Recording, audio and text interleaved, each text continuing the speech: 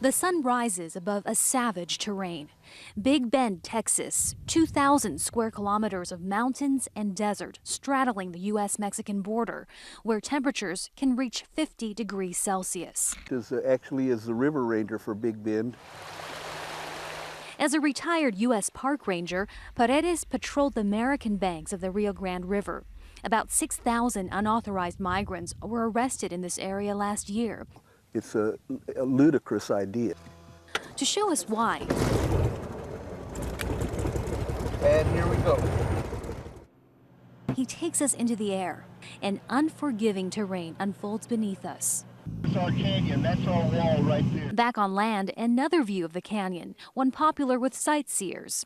The local government has voted unanimously to oppose building a wall through this environmentally sensitive area that survives on tourism dollars.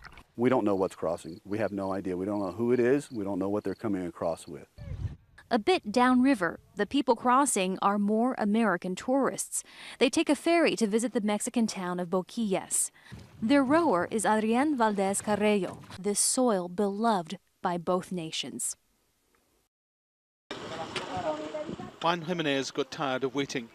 1 month after Hurricane Maria struck, his community was a mess, so he called some friends. We are in the process to clean up the creek because basically the creek was the real damage against the houses. Puente Blanco is a 90-minute drive from San Juan, the island's capital. The people here feel that far away from the center. Not far away from here at Rio Obajo, the hurricane brought a flood that overwhelmed and destroyed the bridge that was a lifeline to a nearby mountain community. So the locals built a pulley system which carries food and water and diesel. Just disconnected.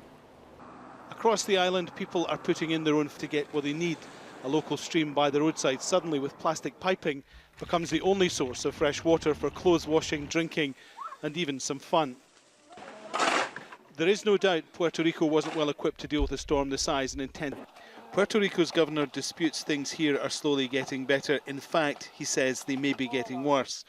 And many communities fear they are being forgotten after a storm none of them will ever forget.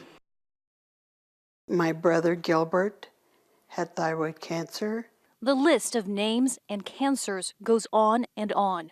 They counted on us to be unsophisticated and uneducated and ignorant and unknowing of what they were doing. The site on the day of the test. My arms and face and neck and all looked like I had a bad sunburn. Most people here are of Native American and Hispanic descent. They were among the country's poorest citizens at the time of the nuclear test and remain so today. They've received no government apology or compensation, left to bury their dead in poverty. Go! Yo siempre me ponía yo en mi mente. You got it, Coco, you got it. Si sobreviví mi accidente, keep it going, keep it going, keep it going. Puedo sobrevivir. Almost got it, almost got it, almost got it. Cualquier cosa. Algunos dicen que los obstáculos solo están en la mente,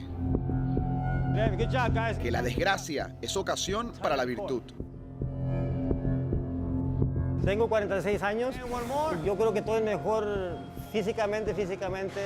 Y yo sé que lo han dicho muchos, que cuando tienes 20 años, 25, 30...